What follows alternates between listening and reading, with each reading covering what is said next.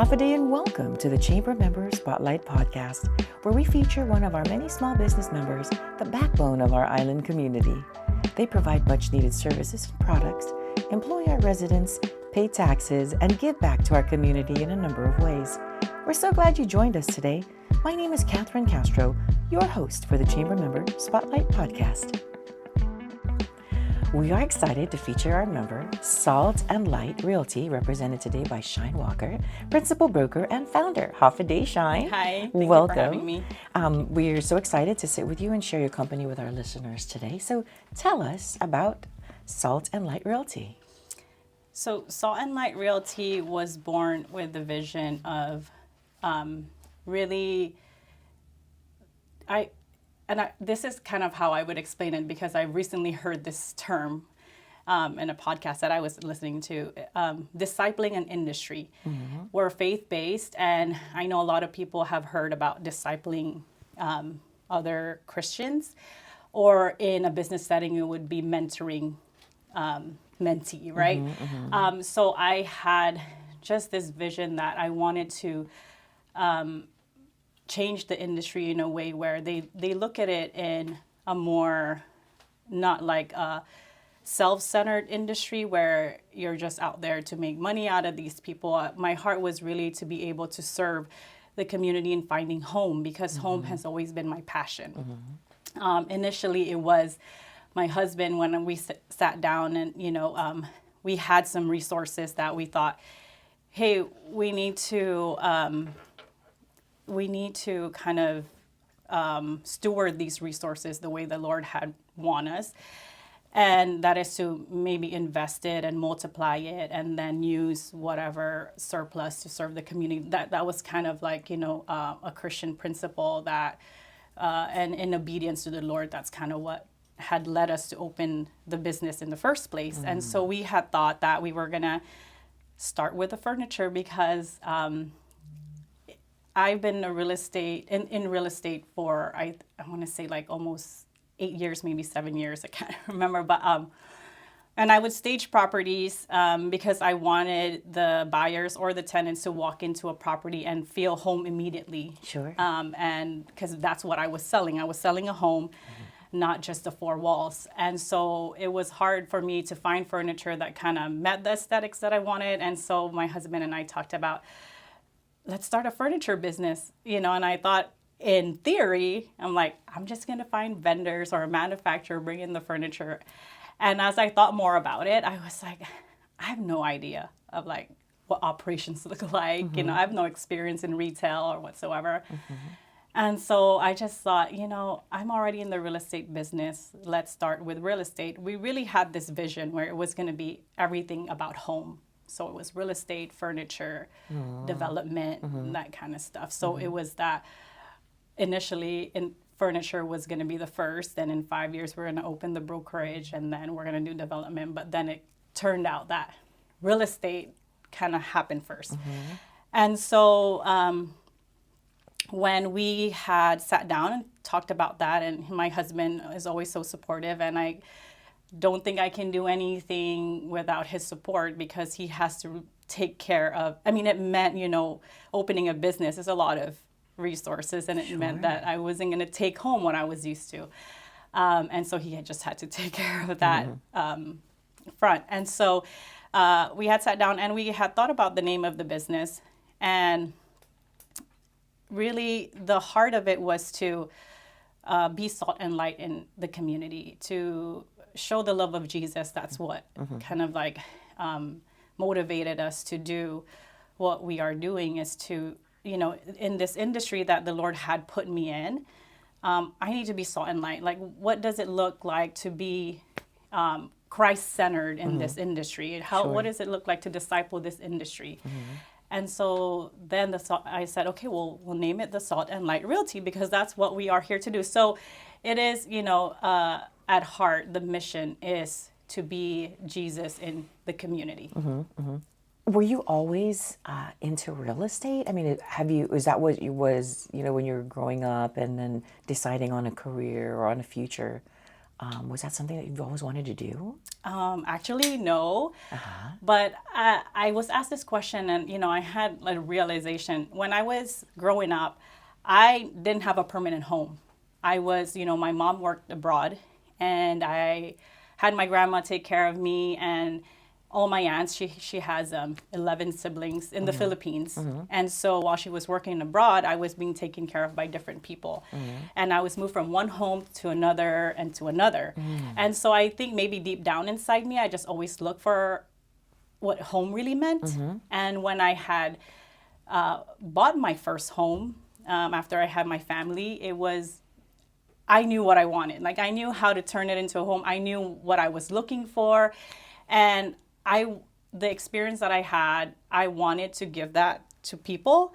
And my husband, he's in the Navy, and we would go to his friends' homes, and I would, look around and just notice. I'm like, man, I could just really put them in a better home, right? Like, with the amount of money they're paying, this home is not right to me. That's kind of like how I looked at it. And so I think the heart was, when I first decided to take my classes, was that I want to be able to help, like, military service members who are here for a period of time to have a great experience in Guam. And I know deep down inside that starts from home. Like, the springboard, it starts from, like, a good home. And so I just thought, let me do that. And my husband kind of encouraged me to, take your license, and just to help his guys out find a nicer home. And then even maybe help these landlords make their properties into what home really feels like. So that was kind of like the motivation in the beginning to do real estate. And so I did. And then, I wasn't not really focused on even making a dent in the market. I just wanted to help those that the Lord had brought to me to find home, really, because it was my passion. Sure. And so now that you've been in business for how long now? So I've been in real estate. I think I got my license because I found out I was pregnant with my twins. 2017. Oh, okay. And then, but the real estate brokerage started in 2022. Okay. So you've been in business for a couple of years already, and you've had your license for a while. So what continues to keep you going? I know you're a family person. What continues to keep you going in your industry? I think just the passion. I'm passionate about what I do, and I take it one thing after the other, right? And I kind of maybe in the beginning casted a vision. The Lord had given me that vision. And I thought, okay, one step at a time. And it wasn't that, okay, this needs to happen because this is what I seen in my vision, but that I think what it is as I do what I'm doing, like, the Lord just opens doors, brings opportunities. And I think it's just, taking the time to maybe ask Him for advice. Is this something that you want me to pursue? And my thing has always been, when I pray and I ask Him, okay, what is the way to move forward, is if the door is open, then okay, I enter that door, and I know there's going to be challenges and setbacks. And I always thought, if He had opened this door and He had led me this way, in closeness to Him, you will know that is the way that He wants you to go. Then I go. And if knowing that He will provide for all the setbacks, for all the challenges, whatever it may be. And if He closes the door, then I'm totally fine. Okay. It's not that, He gave me this something, and like I try to hold on to it as much as I can, even though He's telling me that this is not the way for you to go. It's just, I guess, in obedience to Him and living with an open hand, letting Him give and take away, and being okay and content with wherever you're at, whether it's abundance or whether it's in the valley. It's all from Him. So I think what it is like, looking back, I'm just obeying one step at a time, and then he opens the doors and he provides. Sure, of course, of course. So, you're a small business. And owning a small business is not without its challenges. What are some of the challenges that you have faced as a small business here in Guam? I would say, of course, cash flow, right? You could budget and you can, but I think like sometimes my brain works faster than how the business is going, and I want to excel in the service that we provide. So I'm willing to spend on, good people, systems, and that kind of stuff. And those things cost money. And so just figuring out, okay, how do we, which one should we spend on first? Which one should we, maybe set aside later? And then also when you set the systems for what you think your business is right now, and then it kind of grows, and then you're constantly refining the system, maybe changing the system, and then, bringing in more people. I think it's like when your business is growing and you're not ready for that growth just yet, there could be sometimes it's hard to navigate that. Sure.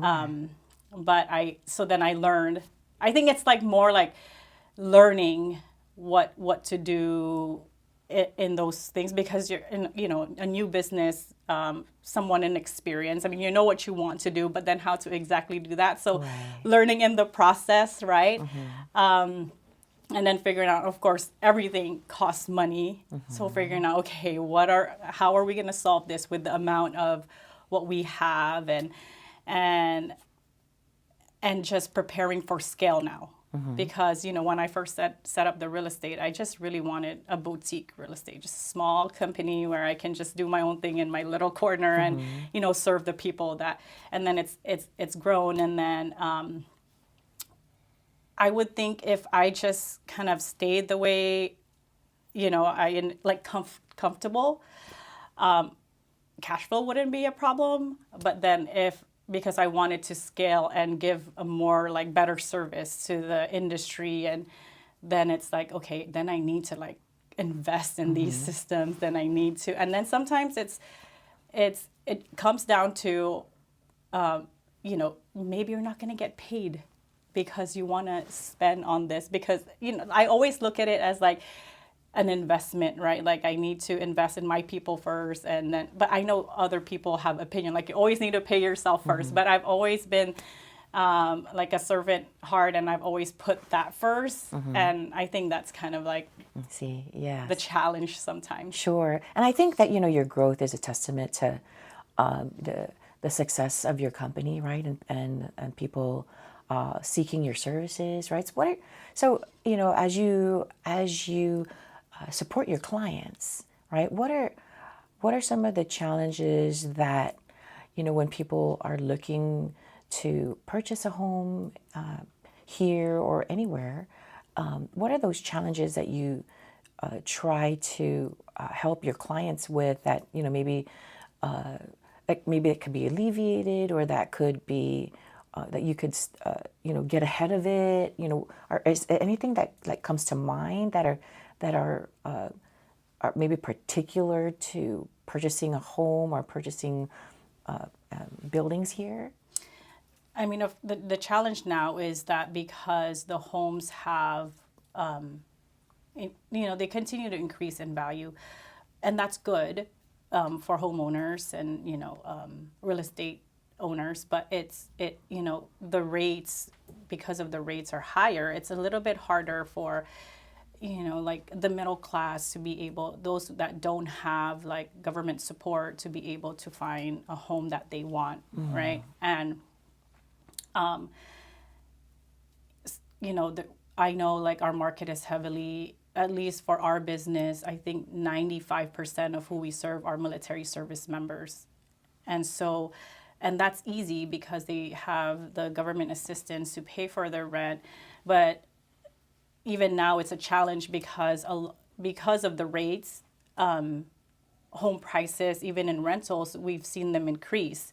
And so what I've seen in the market, which I really, trying to think how we can resolve, is that the people, the family who don't have that kind of assistance, can't get the home, or it's hard for them to find a rental or even buy something.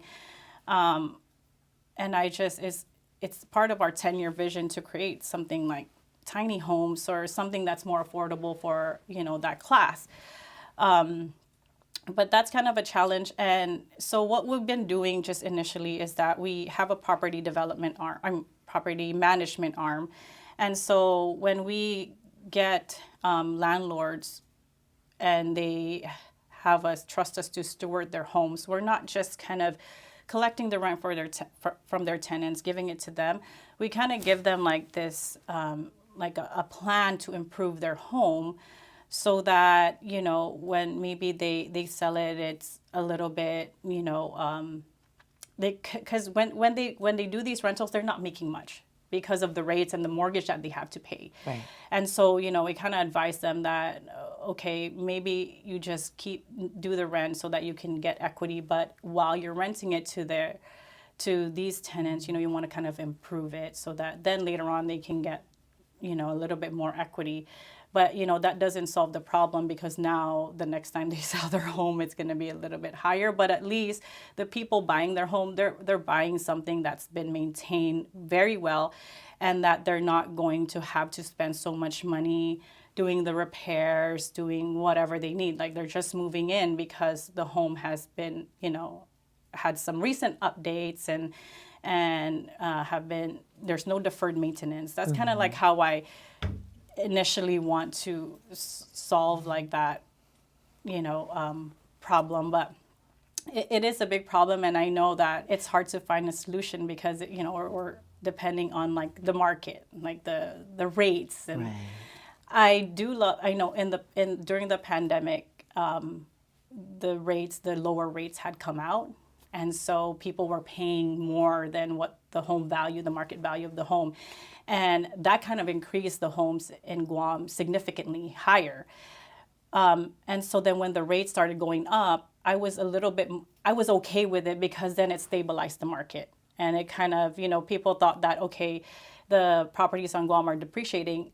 My take on it was that, no, they're just leveling the playing field. I think they're coming down to what they're supposed to be. And I think that kind of gave, homeowners that are able to afford that, price bracket, like a little bit more advantage in purchasing a home. Although they are still paying a heavy mortgage because of the rates, but it's not going to be like superficial inflation, I thought. So what sets Salt and Light Realty apart from the rest of your competition or your folks in the industry? I think for us, we're very relationship centered, and we look to the benefit of our clients, like what is their best interest at heart. And it's not necessarily, I know people see it as like, where are you going to make more money, whether it's a rent or a sell. Like, a lot of people push to sell, even though sometimes the clients can't even afford the mortgage. And so sometimes it's just knowing, for us, because we serve our clients and we have their best interests at heart, we try to, really monitor the market, look at what is more beneficial for the person in whatever financial status they are in, and we look at that. So we really try to get to know, maybe they think they want to buy, but then when you break it down to them, really, I think renting might be better for you. And then also encouraging our landlords to,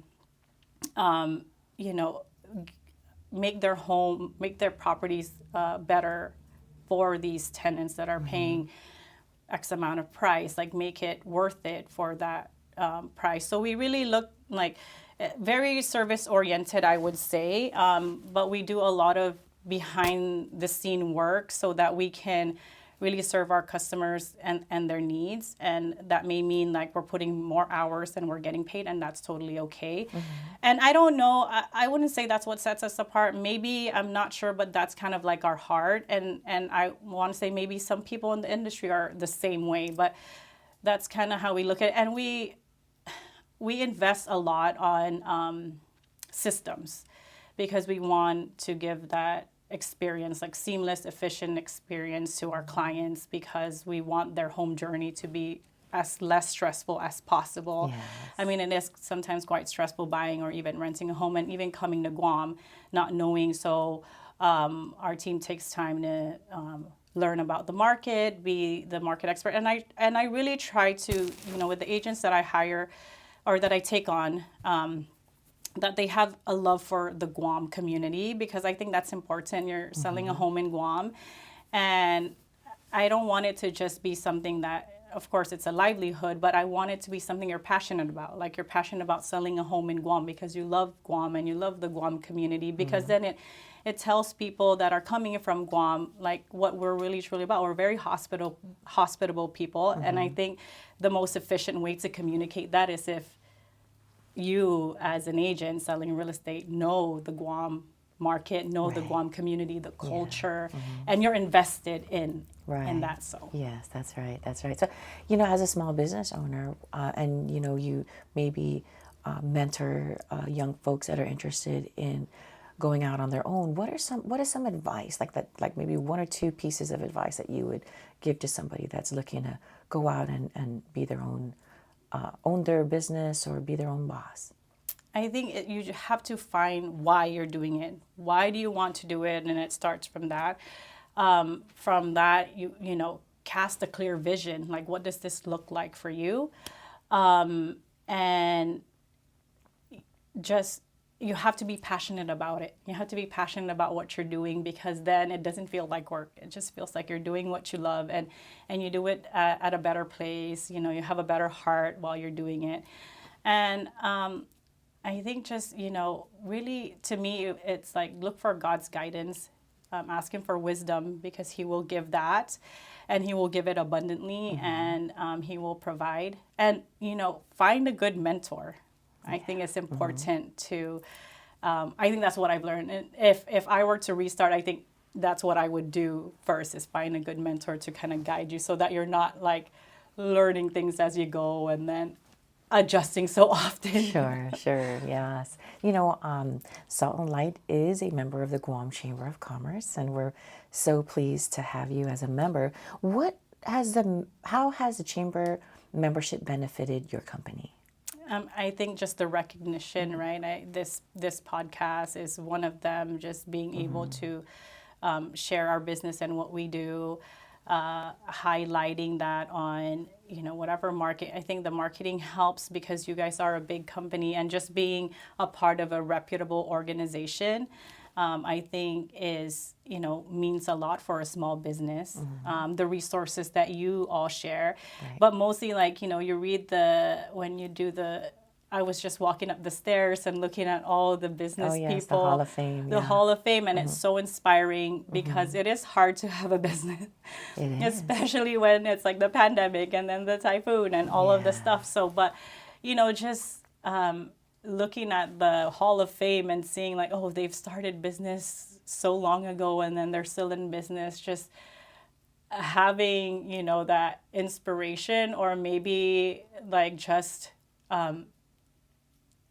like hope that you could weather through the hardships and all of that. But your staff has been so friendly, great, and always thank you. Always there to support. Yes, that's what we're here. We're here to support you and grow our economy. And how we can do that. And we love to get feedback from the members, right? And so certainly, if there's anything that you feel that we could do better, or that we haven't done that we should be doing, we'd absolutely love to hear that. What's next? What's on the horizon for Salt Light Realty?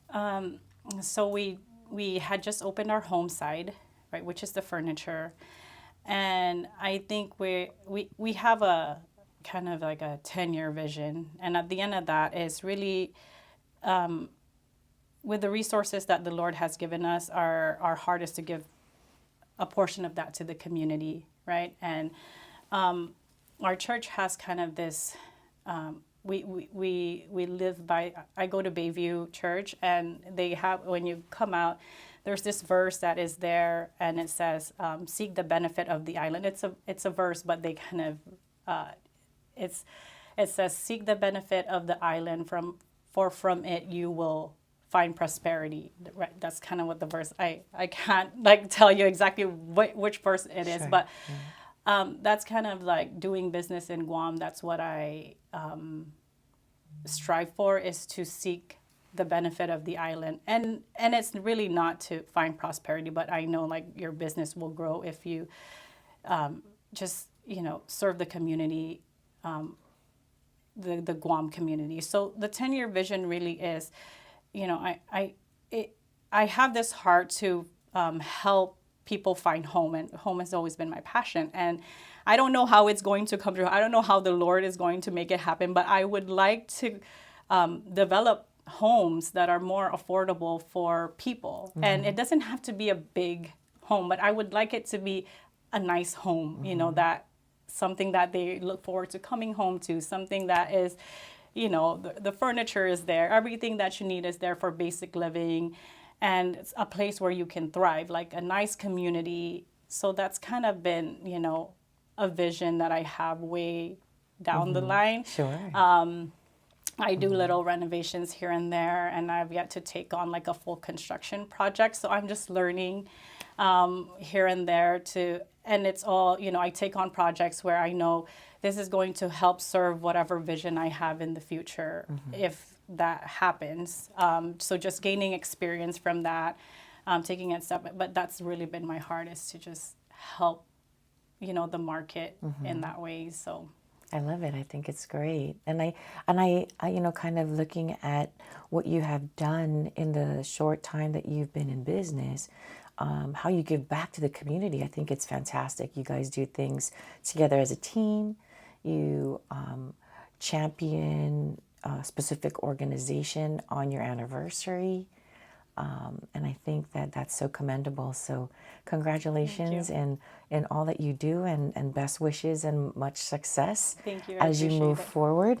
And, I just want to say thank you. We've learned so much about you, and it's been a pleasure to sit with you today. And we appreciate, this opportunity, and we encourage our residents to support our small businesses like the Salt Light Realty that make a big difference in our community. Thanks so much, Shine. Thank you. I appreciate it. Thanks for your time. I'd like to thank our listeners for tuning in and listening to today's show.